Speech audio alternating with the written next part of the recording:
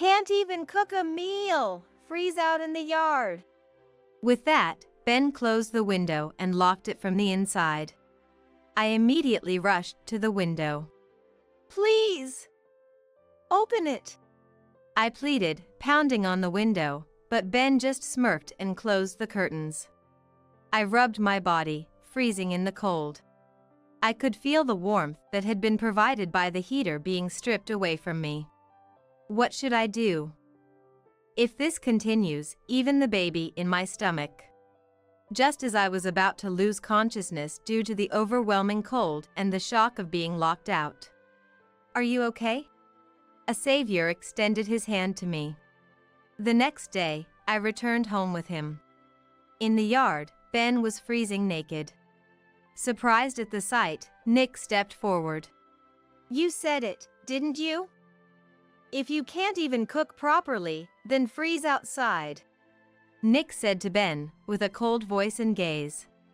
Ben, who had been freezing in the yard, couldn't even respond properly. I'll call an ambulance out of the last shred of mercy. And want to say anything to him before they arrive? Nodding to his words, I took a step closer to Ben. My name is Anne. I'm a 28-year-old housewife. My mother passed away from an illness shortly after I started working. And then my father followed her, dying suddenly from a heart attack. As an only child, I was left alone, and I tried to fill the void by throwing myself into work. And, are you okay? You seem to be pushing yourself too hard. Ben, my husband, was the one who spoke to me. Ben was someone who would comfort my grieving heart. A person who would support me when I cried alone. After I had calmed down, he approached me, and we started dating.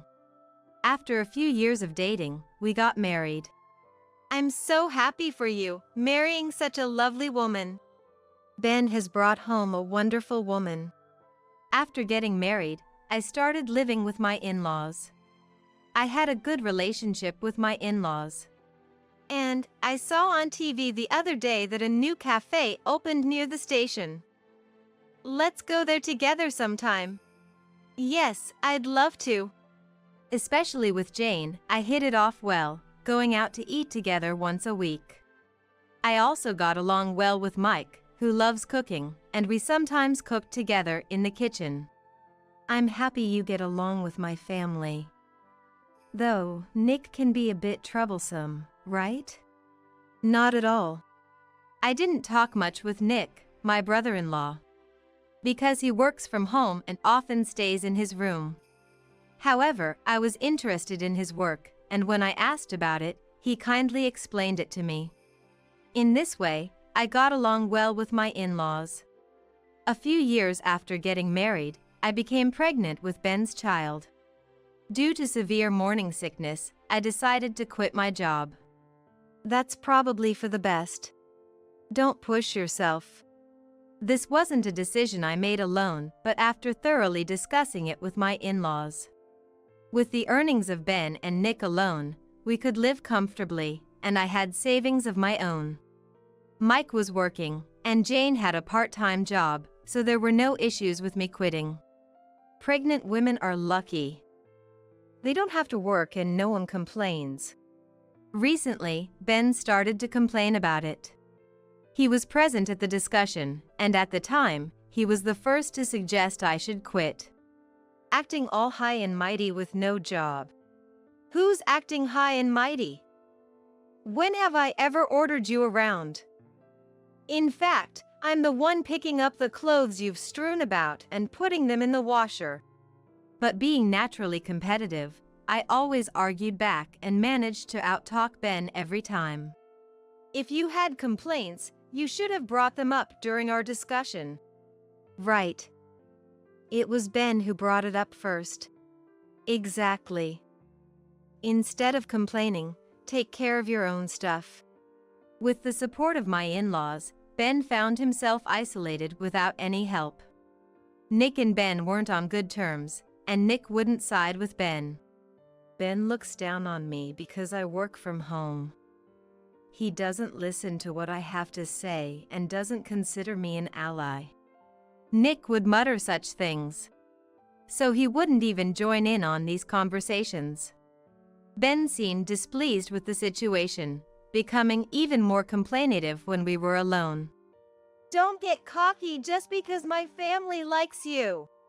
I'm not getting cocky, everyone just has common sense. Even when it was just the two of us, I never lost to Ben. However, as morning sickness began to set in, I found myself losing the energy to argue back. Being pregnant isn't an illness. If you're not working, you're no different from a NEET. I agree that pregnancy isn't an illness, but and is risking her life to nurture a life. That alone is work enough. Nick came to my rescue. He would quickly come to my aid whenever Ben complained and report to my in-laws.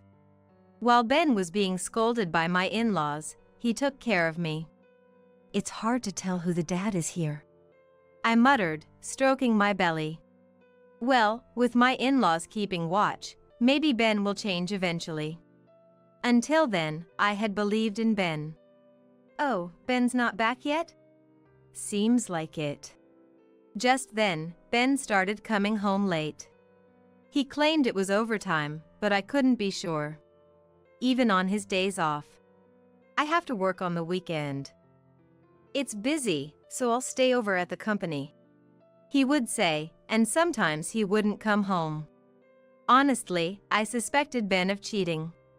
My in-laws thought the same and we divided tasks to gather evidence, but it was hard to come by. He only went in and out of the company, and there didn't seem to be any specific woman involved. It's hard to know what's going on inside the company. I asked his colleagues, but they said there wasn't anything unusual. And don't push yourself. Around that time, my morning sickness worsened, and I couldn't do any household chores. But it wasn't a problem since Mike did the cooking and Jane took care of the other chores, with Nick also helping out. Aren't you ashamed? What? Lying around doing nothing as a housewife. What's the point of you being in this house? Ben would wake me up in the middle of the night to say such things, seeing his parents doing the chores. And when I frowned, a guy who does nothing as a husband has no right to say that. Nick argued back. You always go against me, the eldest son. That's because you're not a brother I can respect. You've always been insolent. This led to a brotherly fight, which was about to turn into a brawl before the in-laws, alerted by the noise, stopped them. They listened to the story and scolded Ben. That's enough. Do whatever you want. Wait, Ben! Where are you going? Ben left without answering me. I'm really sorry about Ben. We are truly sorry. My in-laws apologized on Ben's behalf, and that was the end of the discussion. But Ben's attitude was getting worse. Something had to be done soon. I was at loss. What should I do? Is something the matter? One Saturday, my in-laws were going on a trip to a local event.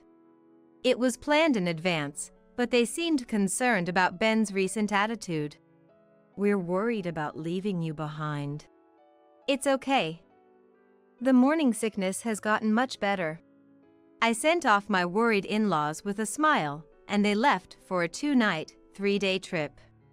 At the same time, Nick also had an overnight engagement. I'm sorry to leave you at a difficult time. Don't worry about it. Take care. Soon after the in-laws left, Nick also departed. Today, unusually, Ben was at home and still asleep. Well then, I should do what I can, I muttered, standing up. Honestly, I still wasn't feeling well. But if I just lay down and did nothing, I wouldn't know what Ben will say, and fortunately, the fridge was filled with meals that Mike had prepared in advance. I began cleaning and doing laundry at a slow, manageable pace. Hey, make me a meal. Did you just wake up? Ben finally woke up around noon. His hair was a mess, and he demanded a meal with a sullen face. While I was taken aback, I took out one of Mike's prepared meals from the fridge. What's that? You mean Mike's prepared meal? You're a housewife and can't even cook? Hearing that made me instantly angry. Why should I be spoken to like that? Whose child do they think I'm carrying? I don't deserve to be treated like this. I'm sorry, but right now, my job is to protect the child in my stomach. Looking after adults is secondary. How dare you speak to your husband like that? Just as Ben yelled at me, the door opened. Standing there was Nick. I could hear the yelling from outside. You shut in! Ben glared at Nick, muttered an insult, and went back to his room. It seemed like he made some noise before apparently leaving. Nick sighed at that. Are you okay? Yes, but what brings you here? I came back for something I forgot, Nick said, looking worried. Seeing his expression reminded me of Jane, and I couldn't help but give a wry smile. It's okay, really. Go on, off you go. I'll be back. Nick looked at me with concern, hesitated, then left. Where did the Ben I first met disappear to? If things continue this way, divorce. But I still want to be family with my in-laws. Feeling tired, I decided to lie down for a bit. Closing my eyes, I soon fell into a deep sleep. And it's time to wake up. Ah. I woke up hastily, meeting the eyes of a smirking Ben. I had fallen asleep completely, expecting to be scolded by an exasperated Ben. I'd let you sleep, but it's evening already. Contrary to my expectations, Ben spoke to me kindly. Surprised, I stared at him. I've prepared dinner, so come eat once you're fully awake. Saying that, Ben left. A blanket was covering my body, had Ben. With that question in mind, I headed to the kitchen. There, Mike's prepared meals were warmed up, ready to eat. I'm sorry, Anne. Ben. I was happy to hear we were having a child, but I became incredibly anxious and took it out on Anne. This is my apology, Ben said, offering me a cake. Honestly, this gesture alone couldn't make up for his previous behavior. But I was genuinely happy he apologized. For the moment, I decided to forgive him, and we enjoyed the meal together. Look, it's starting to snow. Oh, really? Let's go have a look, Ben suggested, heading towards the balcony. Amused by his childlike behavior, I followed him.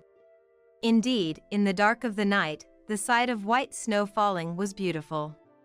Coming from a region where it rarely snows, this was a fresh experience for me, and I carelessly moved closer. Here, let's open the window a bit. No, it's cold.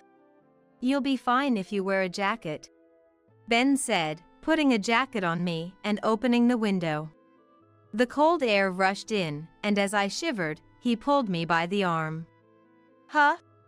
Before I knew it, I was outside. Turning around, I saw Ben smirking maliciously. A housewife who doesn't do housework is a failure as a wife. Reflect on that overnight. Huh? What are you talking about? Can't even cook a meal. Freeze out in the yard. With that, Ben closed the window and locked it from the inside. I immediately rushed to the window. Please, open it. I pounded on the window, but Ben just smirked and closed the curtains. I rubbed my body, freezing from the cold. I could feel the warmth that had been provided by the heater being stripped away from me. What should I do? If this continues, even the baby in my stomach. Just as I was about to lose consciousness due to the overwhelming cold and the shock of being locked out. Are you okay? A savior extended his hand to me. He then helped me into his car. Why are you outside on a night like this? The one who helped me was Nick. Nick had cut his stay short, concerned about Ben. Feeling the car's heater warm me up, I exhaled. Just to be safe, let's go to the hospital. Nick suggested, taking me to the hospital. Thanks to Nick's quick action, fortunately, both the baby and I were fine. And while I was being examined, Nick apparently arranged for a hotel stay. We were able to stay at the hotel, but Nick left for somewhere else. I'm really glad. You're going to be a strong child. I caressed my belly with relief for having arrived at the hotel safely. I was truly glad nothing had happened. Exhausted from everything that had happened, I lay down on the bed and fell asleep. And are you okay now? Yes, thank you so much. No problem. Shall we go then? The next day, I returned home with him. In the yard, Ben was freezing naked. Surprised at the sight, Nick stepped forward. You said it, didn't you? If you can't even make a meal, freeze outside. Nick said to Ben with a cold voice and gaze. Ben, freezing in the yard, couldn't properly respond. I'll call an ambulance out of the last shred of mercy. And want to say anything to him before they arrive? Nodding to his words, I took a step closer to Ben. You almost caused our unborn child serious harm. I will never forgive you. Be prepared. Then Ben was taken to the hospital, and I asked Nick what had happened the night before. After dropping me off at the hotel, Nick returned home alone. He found Ben and a woman, who appeared to be his mistress, naked in the living room. It seems he invited his mistress over, thinking we wouldn't be home. With an out of the way, he felt completely at ease. Enraged, Nick apparently threw Ben out naked. See who the real trash is after spending the night outside, he said.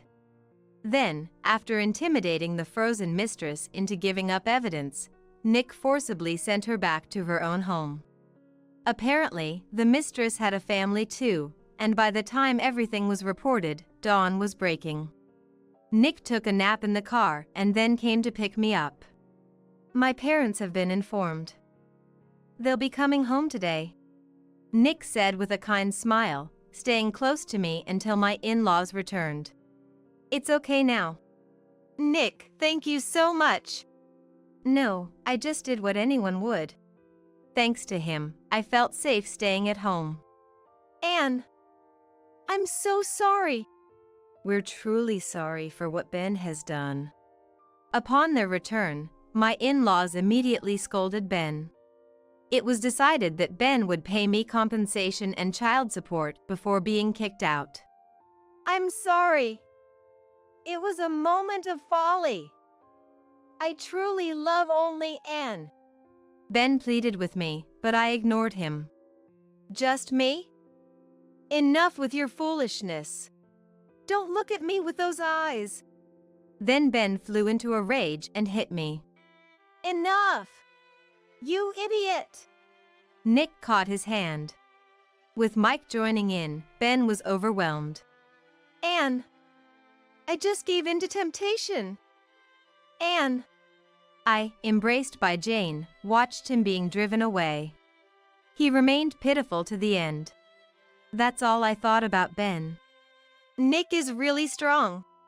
Considering what had just happened and how he had managed to throw a grown man outside, I was amazed by Nick's strength.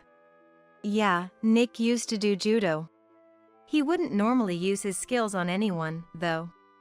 Nick returned, laughing refreshingly at his own modesty, which unexpectedly made my heart skip a beat, and Jane laughed at my reaction. He's got a handsome face and strong arms. It's a mystery why he doesn't have a girlfriend.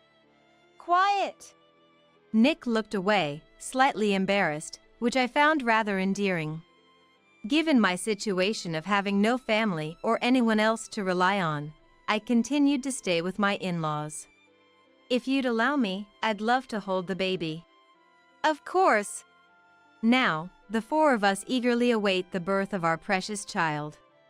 I learned from Nick that the mistress was a co-worker of Ben's. No wonder they wouldn't answer honestly when asked. They had been behaving like a couple at work. And the co-worker's husband thoroughly investigated after being informed. With that evidence, we both received adequate compensation and divorced. Both were fired for their actions during work hours and for claiming date expenses as work-related. The reason I know this is because I beg you. Please forgive me. Ben came back to the in-laws' house. He pleaded for help, but how dare you show your face here? Don't burden it anymore. Never show us your face again. My in-laws drove him away with unanimous disapproval.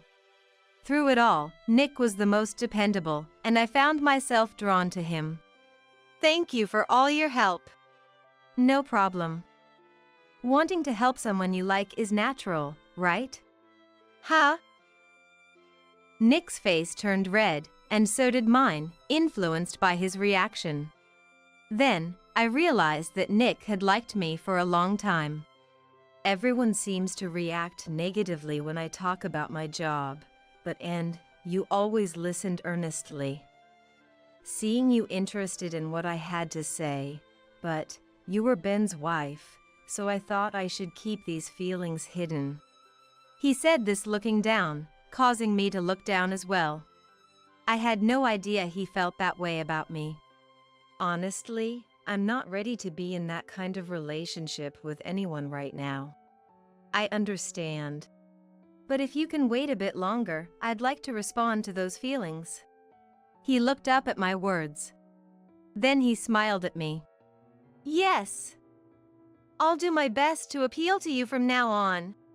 I'll be ready. Our interaction was fully observed by my in-laws, making dinner that night an extravagant affair. Finally, Nick has a girlfriend. Stop it. Jane's excitement was evident, while Nick blushed and protested. Mike and I exchanged glances and laughed. Later, I gave birth to a beautiful daughter on the due date. She's so cute. Congratulations. She really looks like so cute. She's going to be a beauty. No man will leave her alone.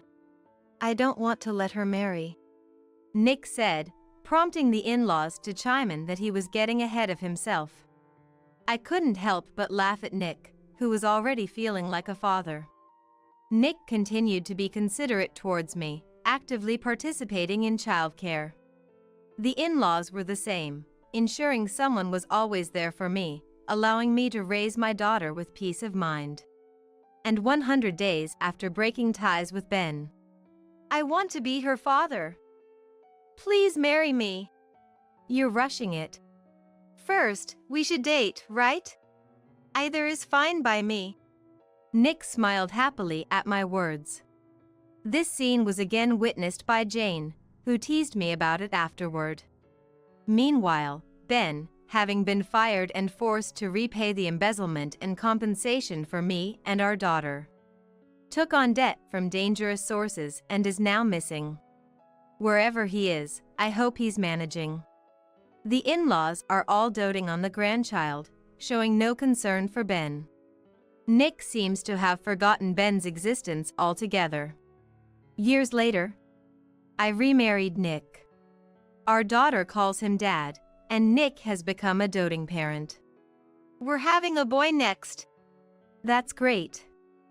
Whether he looks like me or like a boy resembling would be nice too. I'm pregnant with our second child. Our daughter is excited to become a big sister. We're all thinking about what to name him. Likely going with our daughter's suggestion. And our daughter, and the new baby, I'll make you all happy. You're included in that too.